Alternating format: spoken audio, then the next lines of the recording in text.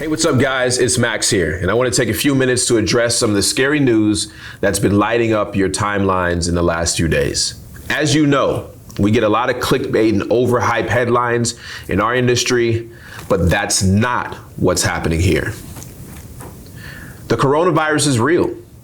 It's not a hoax. You can't just ignore it and just hope all of it just goes away. Now, I'm not a doctor, so I'm not about to sit up here and tell you how and give you medical advice. What I would say is use common sense and follow the CDC guidelines for how to protect yourself. We have a link to that in the comments of this video.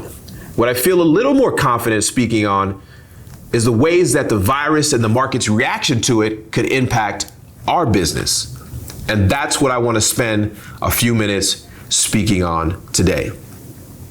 So how could a corona affect wholesalers? I've gotten multiple DMs and emails asking this very exact question. And I'll answer that. But I first want to focus on the people that wholesalers serve. Many of us are calling on homeowners with a lot of equity, and usually people who have owned their house long enough to build that equity are older. Since this is the population most vulnerable to the coronavirus, let's take care and not put these people at unnecessary risk. A lot of us like to hand deliver documents or perform personal favors. But until this settled down, you may want to rely on DocuSign to get signatures. You may also want to keep interactions contained to the phone, at least for the time being. A second group that many of us serve, whether elderly or not, are folks who are already facing some type of financial hardship. With companies cutting hours and even beginning to lay people off, many of these folks are beginning to feel more stress and anxiety. What I'm going to say here is very simple. Don't be an asshole. Seriously, this is not the time to pile on to people's anxieties and coerce them into things that are not in their best interests. Turmoil and panicky markets always create opportunities for investors. Keep doing what you've been doing and make people aware that you can help them. And those opportunities will find you. There's no need to resort to sketchy scare tactics. Here's the thing. I believe the biggest impact to wholesalers as we work our way through this panic is many of us are going to be asked to assist people in ways that go beyond just providing a cash buyer. Are you up for the challenge? Are you ready to get creative and help these folks with the new problem that may come if this extends into the end of the year?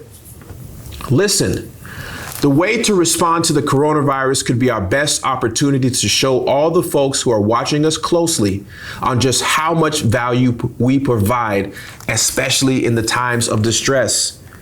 Another thing that touch on briefly, the corona ramped up the same time we're seeing Oklahoma propose legislation that can make wholesaling illegal. So it's been kind of a double whammy for all of us all week. Now, that's just a proposal law, which is why I don't want to suspend too much time on it. But if it passes, it could push a lot of people out of this business, or even worse. It can keep a lot of folks from ever getting a shot at becoming a real estate investor in the first place. I say this all the time. Let's regulate ourselves so the government doesn't come in and do it for us. The last thing I want to say is a lot of people that are watching this video came into the game the last couple years. That means you've only seen good news. I'm actually in the same boat as you. Remember, I completed my first deal in just 3 years, but I've been in a lot of other businesses and I've seen the good markets and really bad ones.